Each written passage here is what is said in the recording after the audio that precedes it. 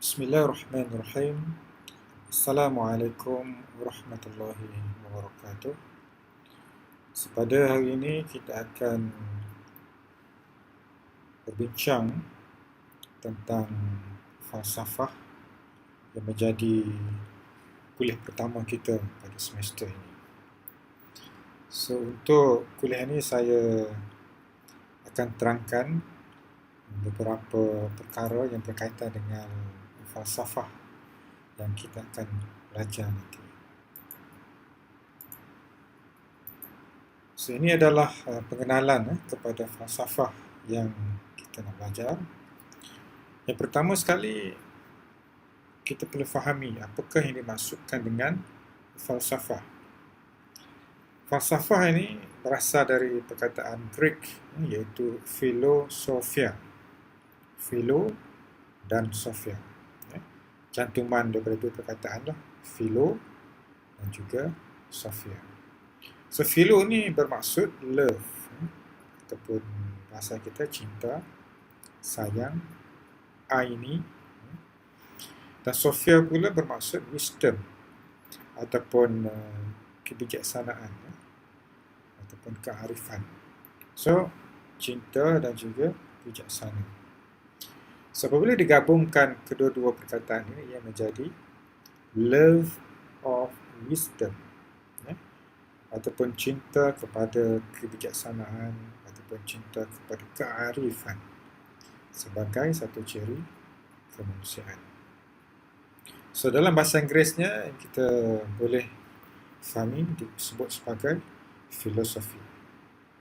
Dalam bahasa Melayu adalah falsafah. Bahasa Arab perkataan falsafah.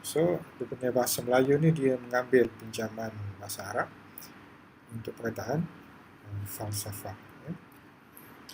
Terdapat tiga pendekatan yang dapat kita fahami daripada maksud falsafah ini.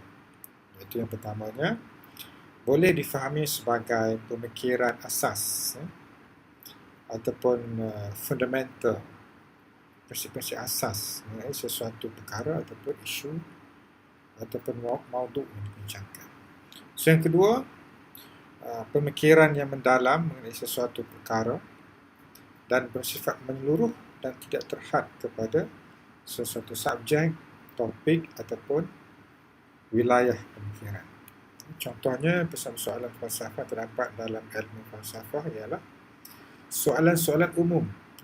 Soalan yang diketahui yang akan memberi rangsangan kepada fikiran kita untuk berfikir. Antaranya adalah, apakah makna kehidupan? What is the meaning of life? Apa makna kehidupan kita ini? Kita kecil, kita besar, sampailah kita dewasa, kita masuk peringkat usia warga emas, dan akhirnya meninggal dunia. Apa makna kehidupan kita ini daripada kita kecil sampailah kita besar? Apakah sifat-sifat kewujudan? Satu-satu soalan yang susah juga kita nak fikir. Ataupun, apakah hakikat kewujudan itu yang terdapat dalam kajian metafizik?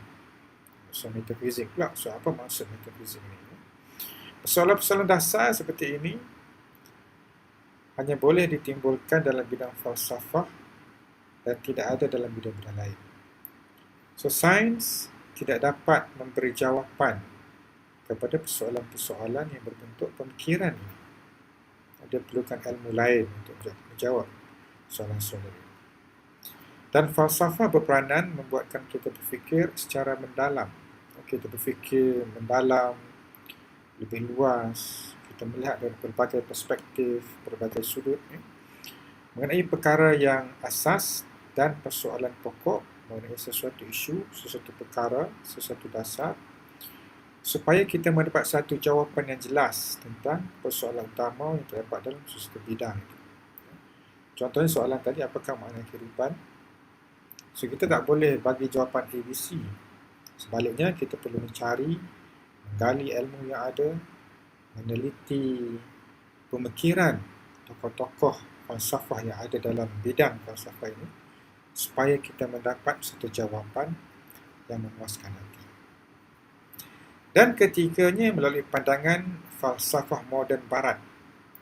Dan bukan barat menjelaskan, falsafah adalah kegiatan untuk menjelaskan konsep-konsep. Ya. So, bila sebut konsep, dia bermaksud satu idea.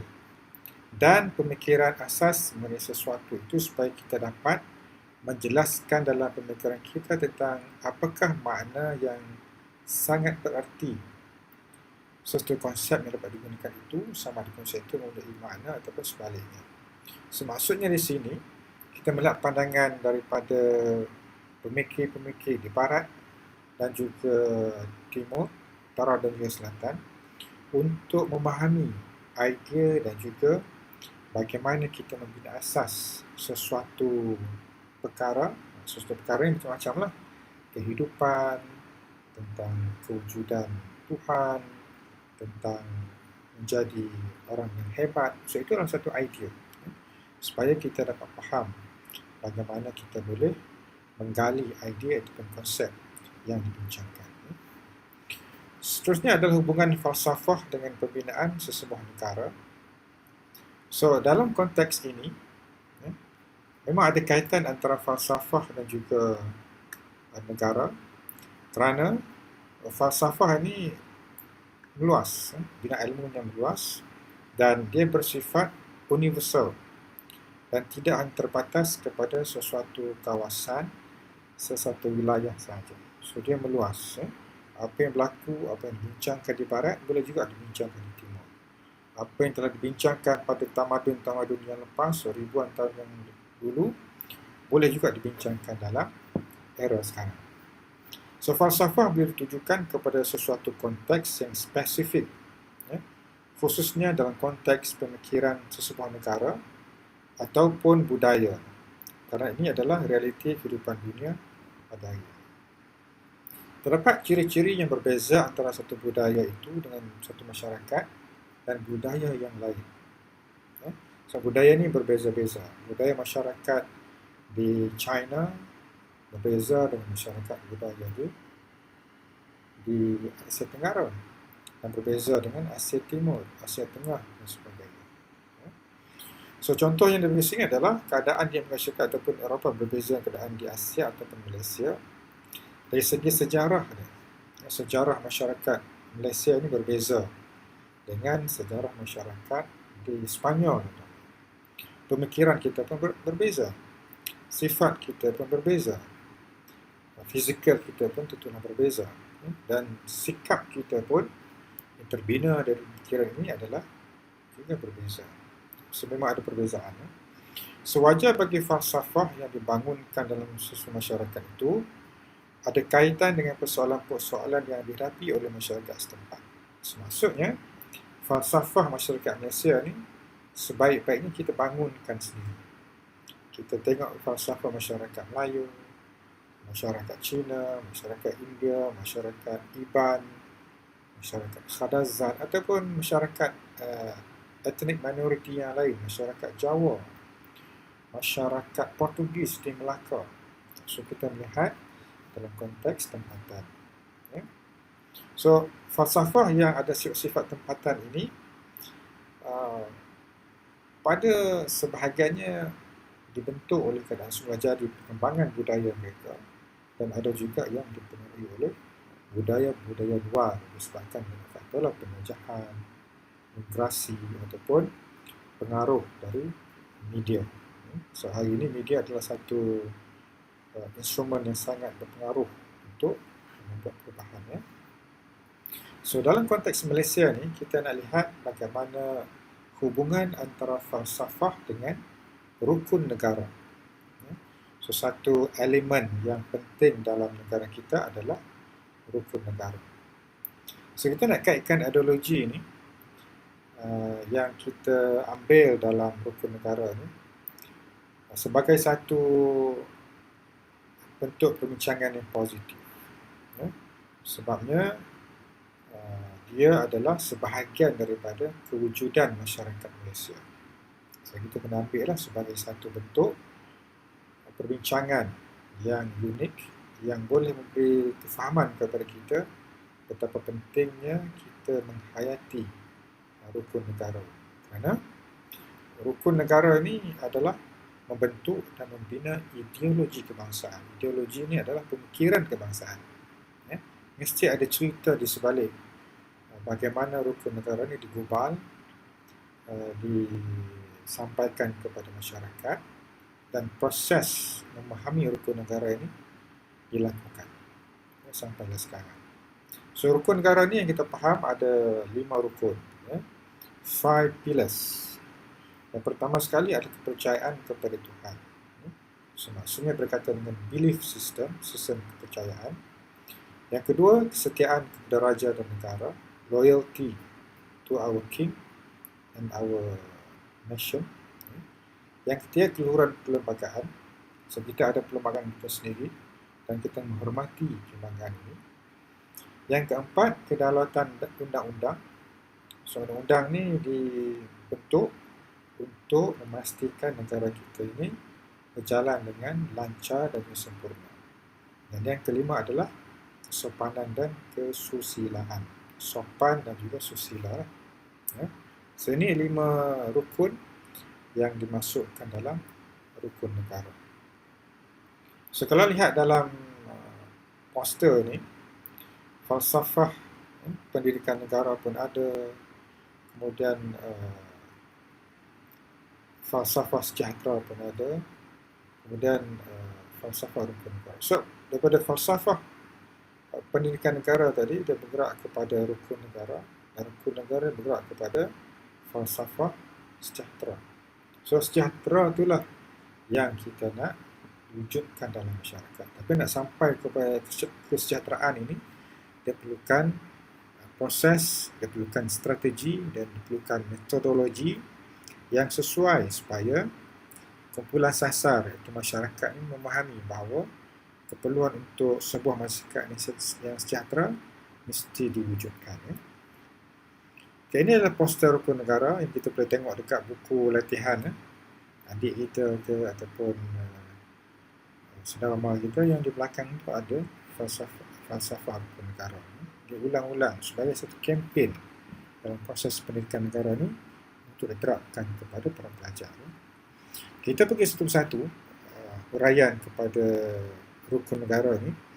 Yang pertama adalah kepercayaan kepada Tuhan. Ini adalah satu ciri umum yang dianuti oleh ramai penduduk di Malaysia dan juga sebahagian besar masyarakat Malaysia. So, kalau kita tengok dalam carta kaum etnik di Malaysia ni, majoriti orang Malaysia ni ada agama. Biasanya yang paling besar, dominan, majoriti adalah orang Melayu beragama Islam. Yang kedua, Cina, etnik Cina yang umumnya beragama Buddha. Yang ketiganya adalah etnik India, umumnya beragama Hindu. Yang keempatnya, kelima, keenam, Kristian, ada yang lebih kepada etnik minoriti lah. Ada yang tradisional, ada yang atheist, ada yang Bahai. So, banyak lagi jenis agama yang barangkali kita tak pernah dengar pun. Ia wujud di Malaysia. So, prinsip ini tidak menimbulkan kontroversi ataupun masalah kerana idea percaya kepada Tuhan itu boleh diterima oleh semua agama. Sama ada dalam percayaan agama itu Tuhan itu satu ataupun Tuhan itu lebih dari satu, itu adalah kaedah ataupun metodologi agama masing-masing. Tapi setiap orang yang beragama ini dia percaya kepada kewujudan Tuhan dalam kehidupan. Kita ambil contoh orang Islam, Kristian, Hindu ataupun agama yang dekat masyarakat Cina. Cina ni banyak sikit kepercayaan di agama dia. Taoism, Buddhism, ada 2-3 jenis lagi ya kepercayaan masyarakat Cina ni. Dan semuanya ada konsep ketuhanan. Cuma berbeza-beza lah. Ya. Tapi ada ciri-ciri ketuhanan. Dan rukun pertama ini merupakan suatu common denominator, iaitu satu titik pertemuan antara pelbagai budaya dan kaum yang ada fahaman agama masing-masing. So, semuanya disatukan dalam kepercayaan kepada Tuhan. Di Malaysia dan negara-negara yang taklah banyak sangat negara yang meletakkan agama ni sebagai satu yang dominan dalam perlembagaan negara ni. Malaysia ni meletakkan agama Islam ni sebagai agama rasmi, agama persekutuan dalam perkara yang ketiga dinyatakan dalam perlembagaan kita. Contohnya di Indonesia dia tidak meletakkan agama Islam sebagai agama persekutuan seperti kita, tapi majoriti masyarakat Islam di Indonesia hampir lebih daripada 80% adalah orang Islam. Tapi tidak diletakkan Islam itu sebagai satu yang penting dalam perlembagaan negara mereka. Tidak seperti kita lah. Jadi kepercayaan kepada Tuhan ini wajar dijadikan sebagai satu prinsip yang pertama dalam rukun negara, kerana ia mempunyai unsur pemikiran falsafah yang dikaitkan dengan fahaman keagamaan. Yang kedua, kesetiaan kepada raja dan negara. Kita tahu dalam konsep negara kita ni, kita mengamalkan konsep raja berperlembagaan. Maksudnya raja itu ada dalam konsep negara Malaysia ni lah. Berbeza dengan di Indonesia, di Singapura ataupun negara yang mengamalkan konsep presiden. So kita ada raja yang menjadi tonggak kepada kerajaan di Malaysia. So Malaysia ni tidak terkecuali adalah satu bentuk nation state, konsep negara bangsa. Senegaranya ada bangsanya. Kalau kita pergi ke, contoh kita pergi ke Thailand, Thailand tu ada negaranya, Thai itu adalah bangsa dia. So konsep negara bangsa ni diamalkan dalam era moden pada zaman ini. Namun ciri-ciri nation state yang ada di Malaysia ni mengandung unsur sejarah yang diserap dari sistem beraja ataupun sistem monarki yang diambil dari zaman Kesultanan Melayu Melaka pada abad ke-14 dan ke-15 dulu. So konsep tersebut dibawa sampailah kita merdeka dan diamalkan sampai sekarang.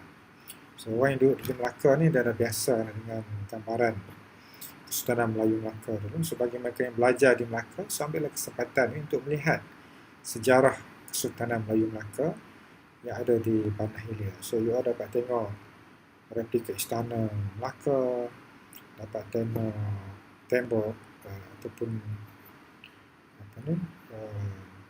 pintu gerbang Formosa dan juga kisah sejarah di sekitar Banah Hilir. Unsur kesetiaan adalah penting.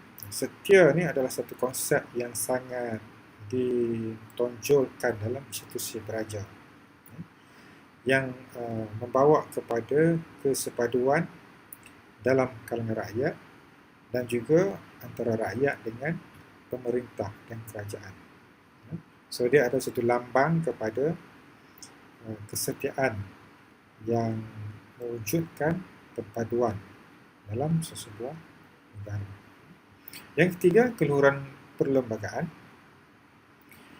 Setiap negara ni dia ada perlembagaan masing-masing. Sama ada perlembagaan tu dibuat semasa merdeka ataupun berlaku juga perubahan selepas merdeka ataupun sentiasa silih berganti, digubal dan ditambah baik. Di Malaysia ni alhamdulillah kita menggunakan pakai perlembagaan yang digubal pada tahun 1948, kemudian dipindah, ditambah baik supaya dia sesuai dengan keadaan semasa.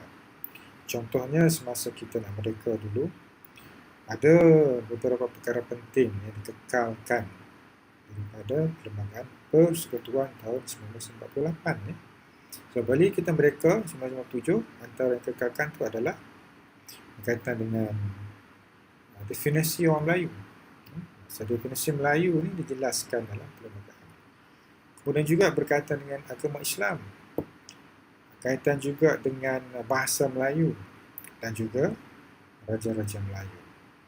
So keluhuran perlembagaan yang kita bawa dari dulu sampai sekarang ini adalah satu bentuk tools ataupun alat untuk menyelesaikan pertikaian yang merujuk kepada prinsip perundangan yang paling tinggi, iaitu perlembagaan negara.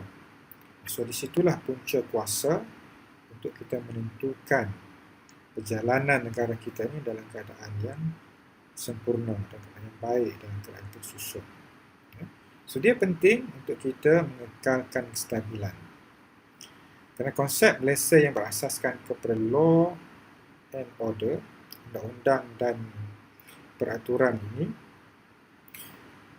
hanya boleh dilaksanakan dengan adanya perundangan yang jelas. So, bila kita ada undang, kalau berlaku sesuatu perbalahan ataupun pertikaian, so kita akan rujuk kembali kepada perundangan tadi. Keempat, kedaulatan undang-undang. So, ini berasaskan kepada the highest form of law. Maksudnya, kita nak melaksanakan undang ni, dalam perlembagaan tu dia ada terms, the highest form of law. Maksudnya, di situlah perundangan yang tertinggi yang kita boleh jadikan sebagai rujukan. Kedaulatan undang-undang ni bermaksud tidak ada sesiapa yang boleh mengatasi, melebihi ataupun melanggari undang-undang. So, di Malaysia ni, semuanya terikat dengan undang. Sama ada di mencuri, menyamun, merompak, rasuah, ataupun kes-kes jenayah, kes yang melibatkan perbalahan keluarga, perbalahan dalam masyarakat, apa sahaja, semuanya tertakluk kepada undang-undang.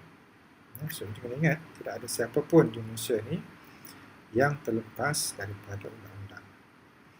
Melalui prinsip ini akan dapat mengekalkan keharmonian dalam negara kita, kerana sebarang pertikaian yang berlaku, sama ada atas dasar agama, atas dasar kaum, atas dasar kepentingan sesuatu pihak, ataupun apa sahaja, kita boleh selesaikan dengan sistem perundangan yang ada dalam negara kita. Sistem undang yang kita ada ni dah mencukupi untuk menyusun kehidupan setiap orang yang ada di Malaysia. Dan yang kelima adalah kesopanan dan kesusilaan. Sopan dan juga susila lah, kena jaga tertib. So, prinsip terakhir ini merujuk kepada sesuatu yang lebih bersifat personal, bersifat peribadi, tetapi berkaitan dengan perhubungan manusia. So, ada kaitan antara satu dengan yang lain.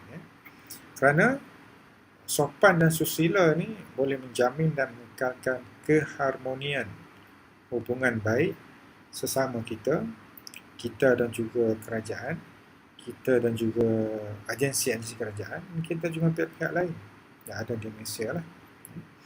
So, cara ini melahirkan rakyat Malaysia yang boleh bertolak ansur. Kemudian dia sopan, maksudnya dia ada ketertiban dia, dan juga menjaga keharmonian dan lebih bersifat timbang rasa terhadap orang lain, terhadap jiran dia, terhadap rakan-rakan dia, terhadap peniaga, terhadap pemimpin, dan siapa sahaja. So, sopan dan susila ni kita dapat lihat dalam masyarakat kita. Kalau hari ni kita biasa pergi jalan raya, di shopping mall, ataupun hidup berjiran, so kita dapat tengok bagaimana sopan dan susila ni diterjemahkan dalam masyarakat. So, semua perkara ni sangat penting, dan setiap rakyat Malaysia yang belajar kena faham bahawa kita ini adalah sebahagian daripada ejen untuk mengekalkan kestabilan politik, kestabilan ekonomi, kestabilan sosial yang ada di negara kita.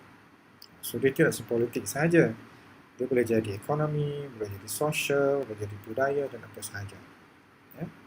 So, pada yang sama, kita telah melepasti unsur pemikiran falsafah yang mendasari prinsip-prinsip yang ada. So, ini adalah sebahagian daripada huraian seringkas dalam rukun negara.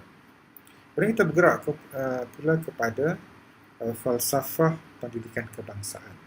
So, untuk mencapai objektif supaya rukun negara ini dapat disampaikan kepada masyarakat di peringkat kanak-kanak lagi, so kerajaan dalam strateginya memasukkan elemen-elemen falsafah di dalam pendidikan negara kita, ya, untuk melahirkan insan yang seimbang, insan yang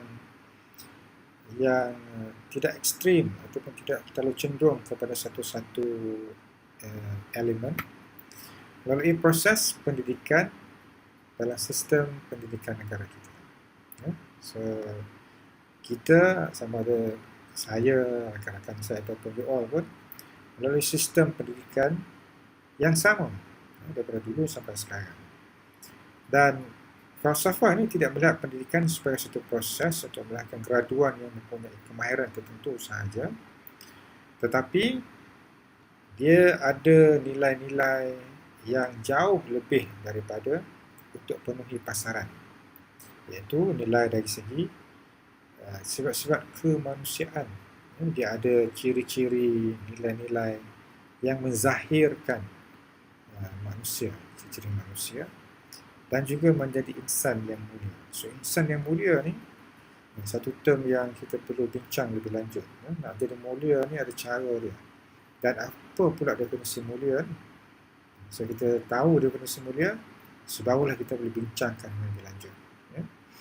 Tetapi melahirkan graduan yang seimbang dari segi kemahiran bekerja sahaja tidak dapat memberi kekuatan kepada individu, kekuatan kepada masyarakat, kerana dia tak seimbang. So, maksudnya, seimbang ni perlu juga seimbang dari segi ekonomi, tapi seimbang dari segi peribadi dia. Contohnya, pada diri manusia ni dia ada fizikalnya. So, fizikalnya kena kuat, kena sihat. Seorang yang sentiasa aktif, bersukan, jaga kesihatan diri ni adalah orang yang kuat dari segi fizikal, jasmani dia. Kemudian seimbang dari segi emosi. So, hari ini kita tengok di Malaysia hari ini dengan pelbagai isu yang kompleks menyebabkan berlakunya di sana tekanan emosi. Macam-macam yang kita tengok pada hari ini.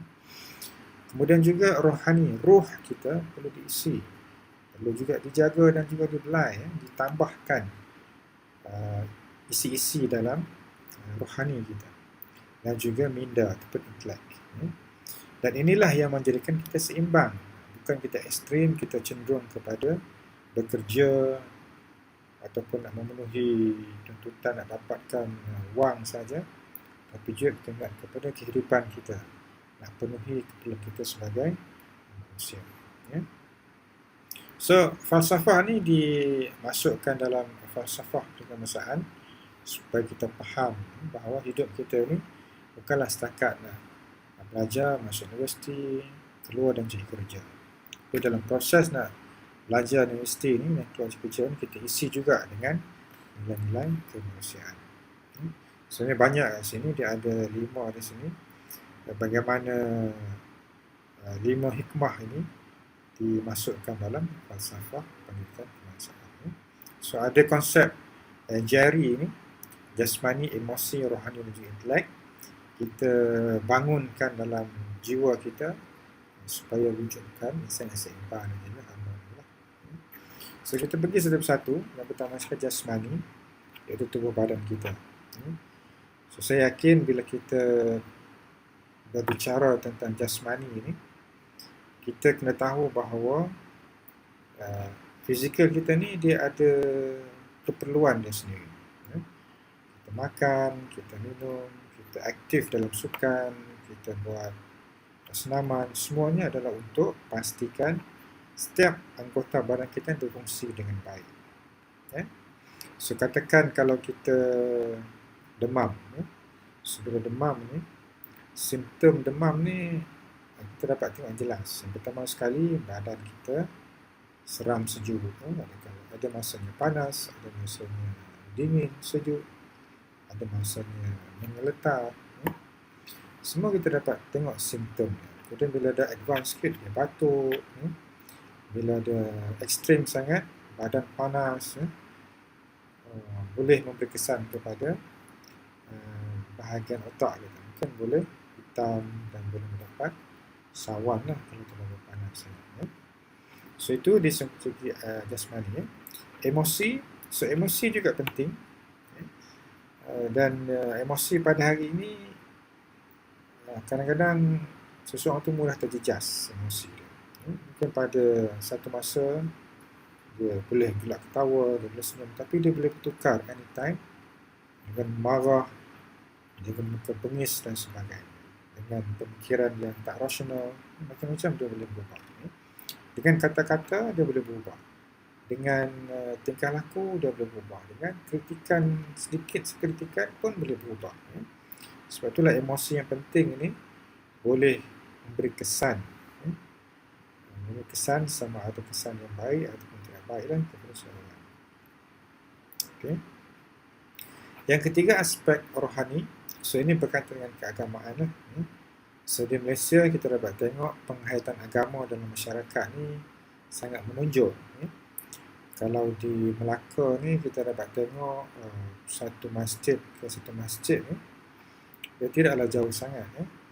Tapi kalau kita pergi ke Kelantan, Terengganu, Kedah dan Perlis, masjidnya lebih dekat. Saya ingat 2-3 km pun dah ada satu masjid. Selang-selang masjid. Kecil, besar. Tengah-tengah tu pun ada surau. So, konsep agama dalam masyarakat di Malaysia ni, kita nampak. Itu juga dengan kuil. Kuil Hindu, kuil Buddha. Untuk masyarakat Cina, kita dapat tengok kewujudan kuil ni dalam masyarakat setempat yang ada didiami oleh masyarakat tersebut lah. Kalau masyarakat yang ada berbilang kaum dan bercampur dalam satu agama, contoh masyarakat Islam ataupun masyarakat Kristian, biasanya satu surau ataupun satu chapel tu diimarahkan kehadiran mereka ni berbagai etnik, berbagai kaum. Dan tambah lagi di Malaysia pada hari ini, masyarakat Islam ni dia bercampur dengan masyarakat Melayu sebenarnya, bercampur dengan masyarakat Bangladesh, masyarakat India Muslim, masyarakat Indonesia. So dia dah boleh masuk ke dalam masjid. Begitu juga dengan chapel ataupun church. Kalau chapel ni kecil sikit lah. Jadi kalau you pergi ke kawasan bandar umpamanya, so dalam chapel ni ada orang Cina, ada orang India, ada orang Barat, ada juga orang Indonesia, orang Vietnam yang menjadi penganut Kristian.